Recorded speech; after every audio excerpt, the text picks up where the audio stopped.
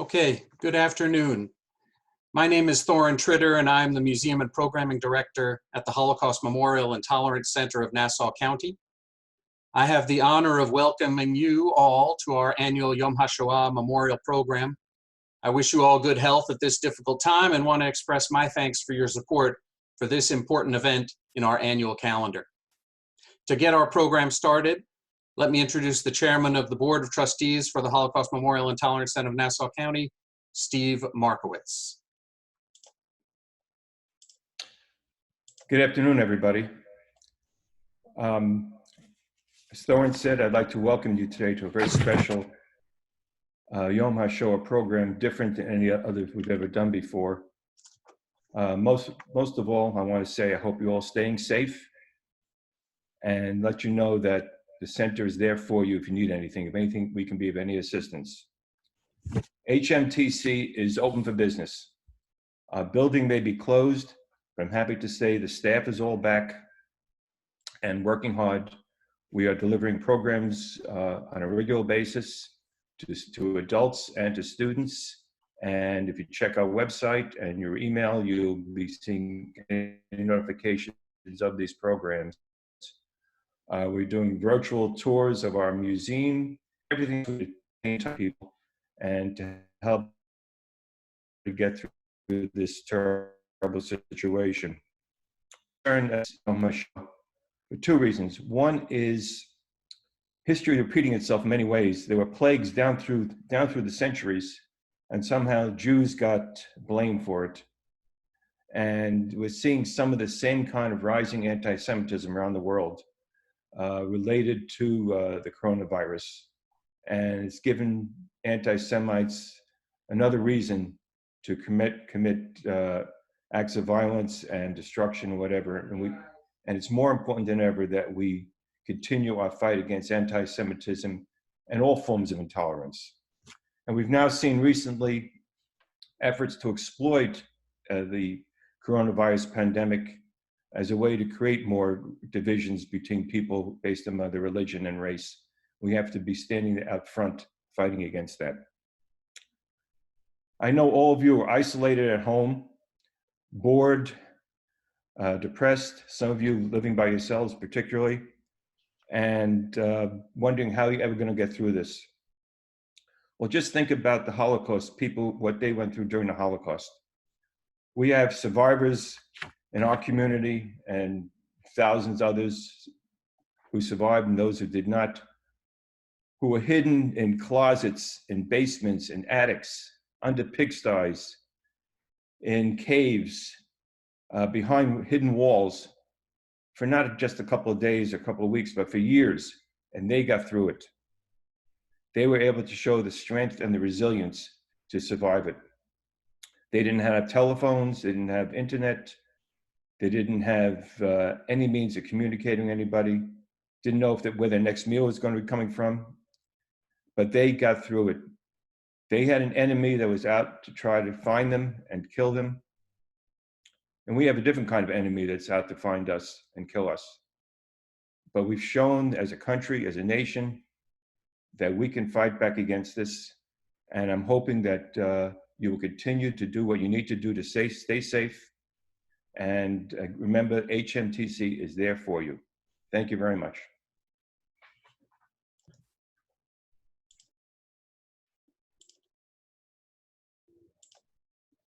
Thank you, Steve. I'm just going to put this on so people can see it.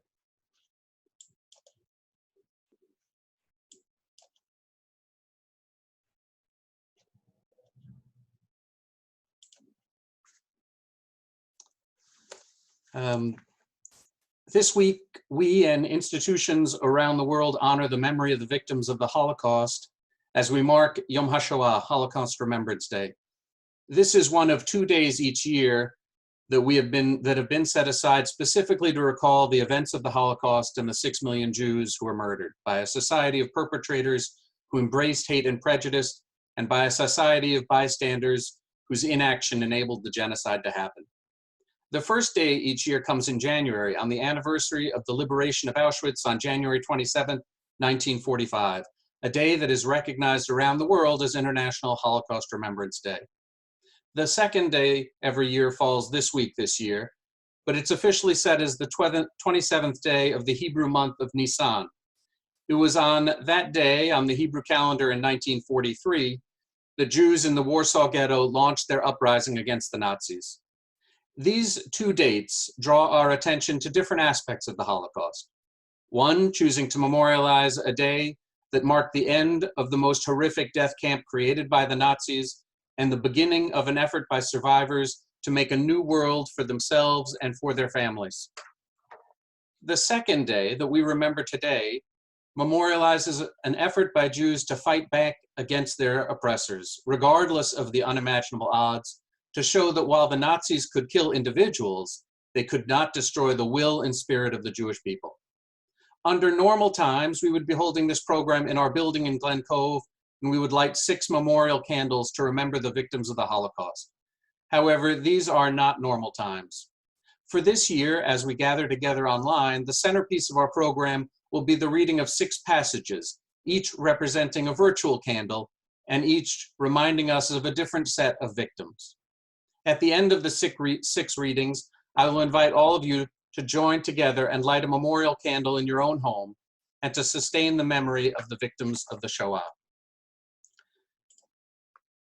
For our first reading, I'd like to introduce Maril Menage.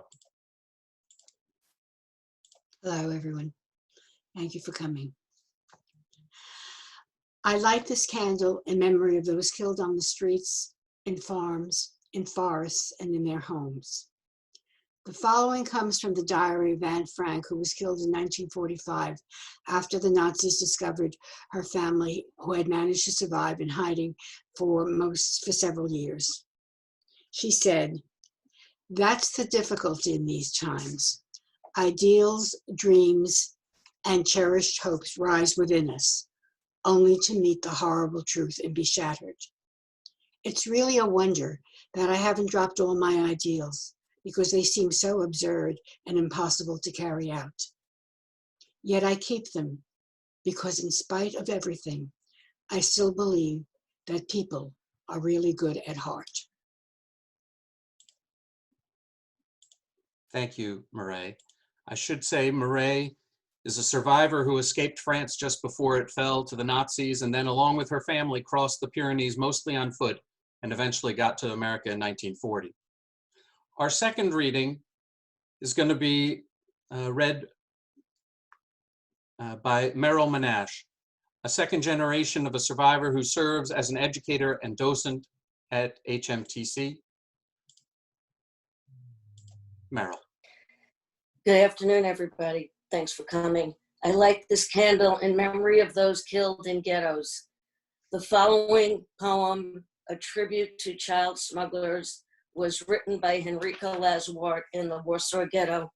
She was deported to Treblinka and murdered in August 1942. The poem is titled Little Smuggler. Past walls, past guards, through holes, ruins, wires, fences, impudent, hungry, obstinate, I slip by, I run like a cat. At noon, at night, at dawn, in foul weather, a blizzard, the heat of the sun, 100 times I risked my life, I risked my childish neck. Under my arm, a sackcloth bag, on my back, a torn rag. My young feet are nimble, in my heart constant fear, but all must be endured, all must be borne, so that you, ladies and gentlemen, may have your fill of bread tomorrow. Through walls, through holes, through brick, at night, at dawn, by day, daring, hungry, cunning, I move silently like a shade. If suddenly the hand of fate reaches me at this game, 'twill be the usual trap life sets. You, mother, don't wait for me any longer. I won't come back to you. My voice won't reach that far. Dust of the street will cover the lost child's fate. Only one grim question that still face asks, Mommy, who will bring you bread tomorrow? Thank you. Thank you, Maril. Our third text will be read by Ruth Mermelstein, a survivor who was liberated from Bergen-Belsen in 1945 and who has been speaking about her experience to HMTC groups and others for many years.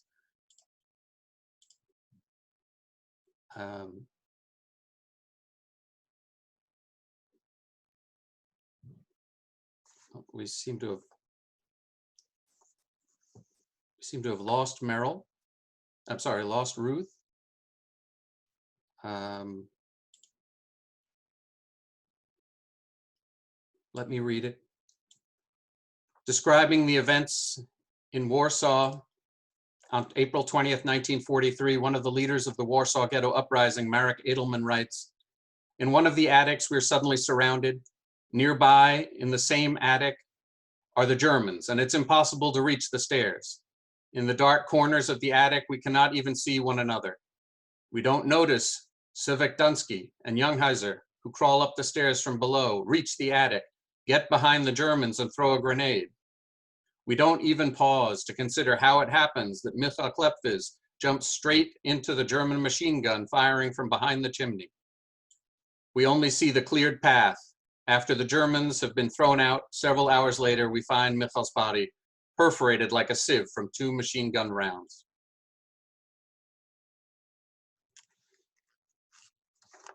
Our fourth text will be read by Gale Caston Holtz. Gale is the daughter of 2 Holocaust survivors who survived the Shoah by being hidden in a barn by a Polish farmer and with enormous strength and determination rebuilt their lives in America. Gale.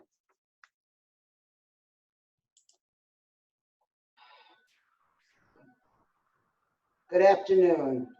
I light this candle in memory of those killed in Nazi concentration camps. Salman Grodowski, a member of the Auschwitz-Sandow Commando, wrote the following as a prisoner in Auschwitz. "The ovens blazed furiously, like waves in a storm. This fire was ignited long ago by the barbarians and murderers of the world, who had hoped to drive darkness from their brutal lives with its light. The fire burns boldly, calmly. Nothing stands in its way, nothing puts it out. Sacrifices arrive regularly, without number, as though this ancient, martyred nation was created specifically for this purpose. If you who are free should chance to notice this great fire, if some evening you should raise your eyes to the deep blue sky and see that it is covered by flames, then you will know that this is the same hellfire that burns here endlessly. Perhaps your heart will feel its heat, and your hands as cold as ice will extinguish it.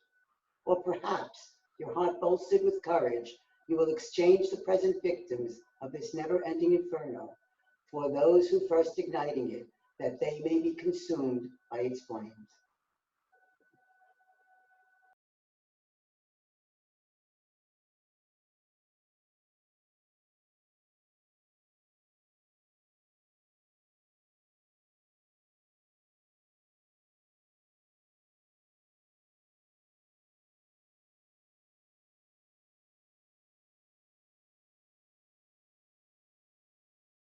We don't hear you, Thorne.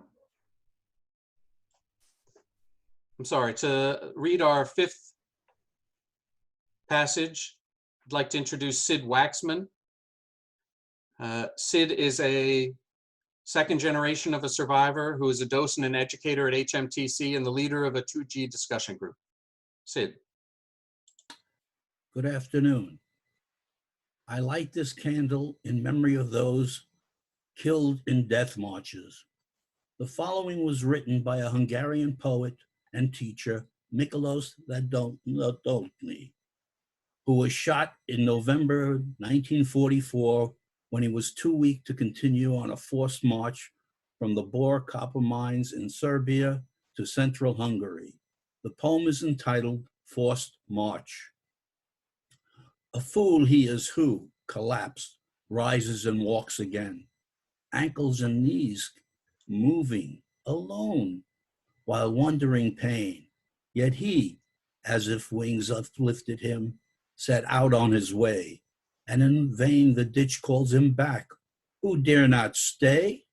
If I ask you why not, he might answer, without leaving his path, that his wife was waiting for him, and a sadder, more beautiful death. Poor fool. He's out of his mind now for a long time. Only scorched winds have whirled over the house at home. The wall has been laid low. The plum tree is broken there. The night of the native hearth flutters, thick with fair. Oh, if only I could believe that everything of worth were not just in my heart, that I still had a home on earth. If only I had, as before, jam made fresh from the plum, would cool on the old veranda, in peace the bee would hum. And an end of summer stillness would bask in the drowsy garden, naked among the leaves, would sway the fruit tree's burden, and Fanny would be waiting, blonde by russet hedgerow, as the slow morning painted, slow shadow over shadow. Could it perhaps still be? The moon tonight's so round. Don't leave me, friend. Shout at me. I'll get up off the ground. Thank you, Sid. Our sixth passage will be read by HMTC board member John Cameron. John?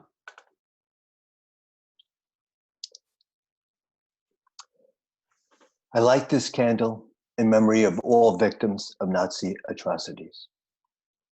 On April 15, 1945, after visiting the Nazi internment camp at Ohrdruf, General Dwight David Eisenhower wrote the following in a letter to General George Marshall.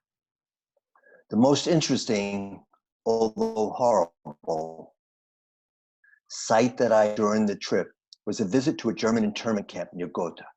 The things I saw beggar description. While I was touring the camp, I encountered 3 men who had been inmates, and by one ruse or another had made their escape. I interviewed them through an interpreter. The visual evidence and the verbal testimony of starvation, cruelty, and bestiality were so overpowering as to leave me a bit sick. In one room, where there were piled up 20 or 30 naked men killed by starvation, George Patton would not even enter. He said he would get sick if he did so. I made the visit deliberately in order to be in a position to give firsthand evidence of these things if ever in the future there develops a tendency to charge these allegations merely to propaganda. Thank you, John. At this point,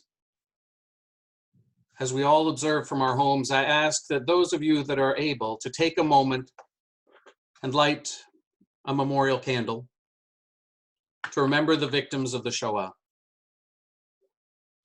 Let me give you a minute, if you have a candle, to find it and light it as a community.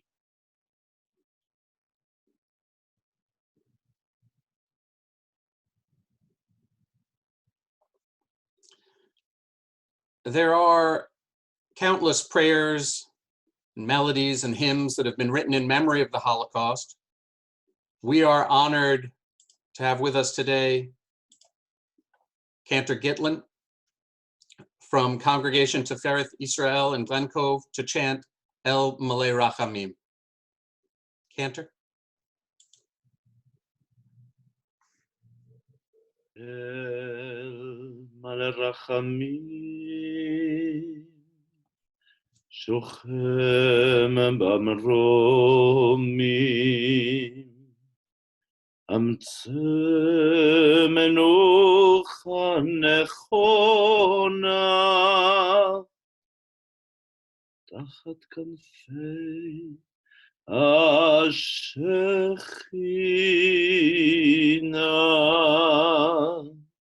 ומעלות קדושים וטהורים, כזוהר הרקיע מזרים, את נשמות כל אחינו בני ישראל, אנשים, נשים וטף, שנהרגו ושנדבחו ושנשרפו ושנחנקו.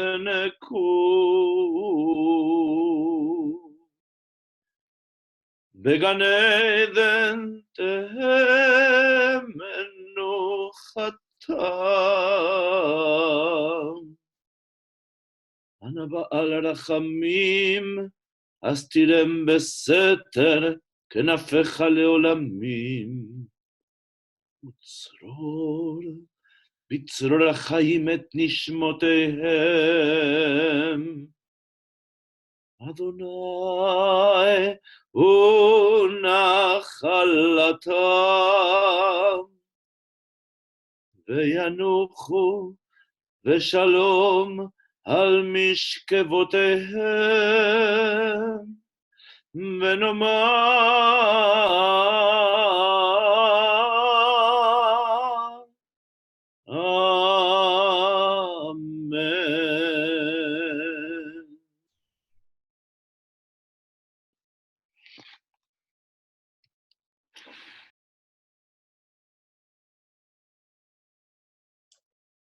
אמן. Amen. Thank you, Cantor. Our final speaker and leader today is Rabbi Howard Stecker of Temple Israel in Great Neck, who will lead us in the Mortar's Kaddish and then share some final thoughts on this day of remembrance.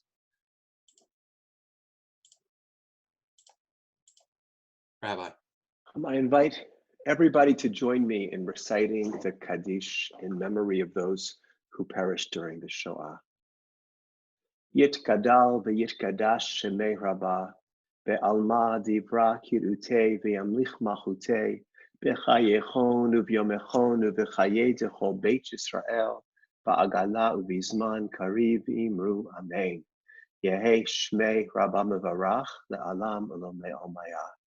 Yitbarach v'yishtabach v'yitpa'ar v'yitroman v'yinaseh, v'yitadar v'yitaleh v'yithalal shemei dekudsha v'richu. La'ela min kol birchata v'shirata, tushbechata v'nechamata, ta'amiran ba'alma v'imru amen. Yehei shlama rabba min shemaya v'chayim aleinu ve'al kol Yisrael v'imru amen. Oseh shalom b'mromav, hu ya'aseh shalom, aleinu ve'al kol Yisrael v'imru amen.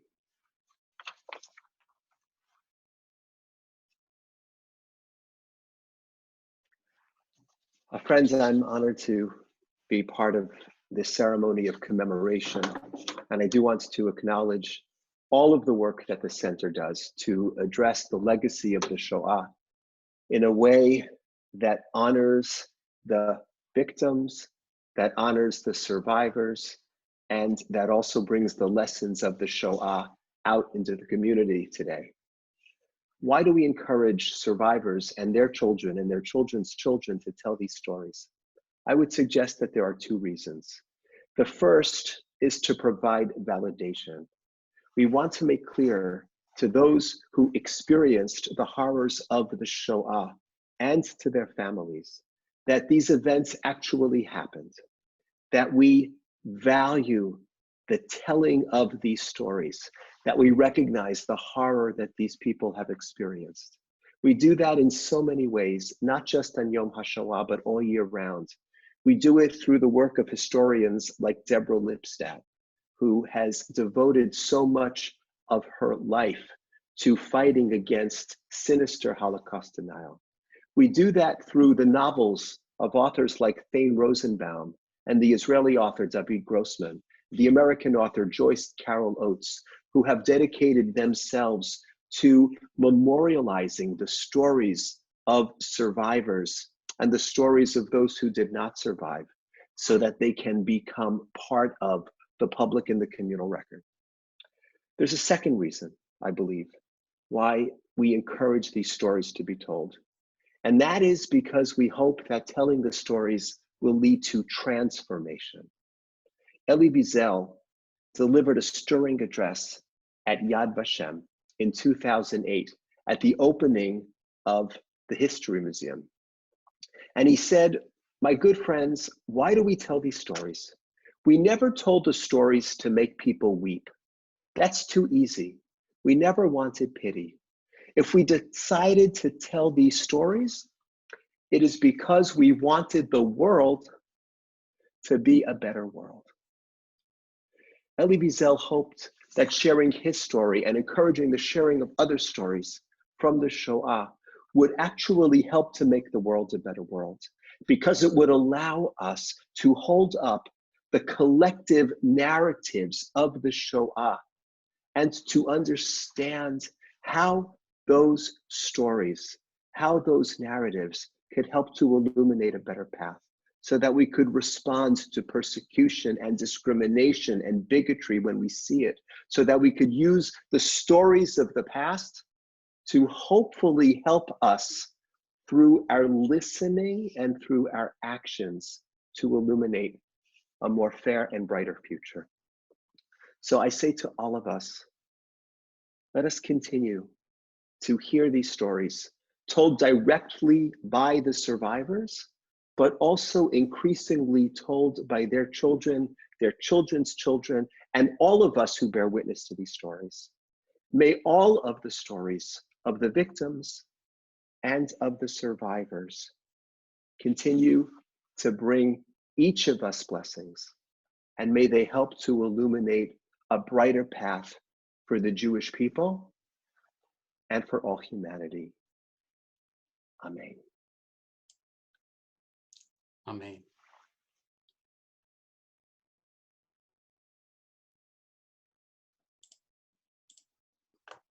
I want to thank all of our participants and panelists and the Rabbi and Cantor for participating in our program today. And I want to thank all of you who watched it and joined us online. We hope that it was a meaningful program, and we wish you well for the rest of the day. Thank you.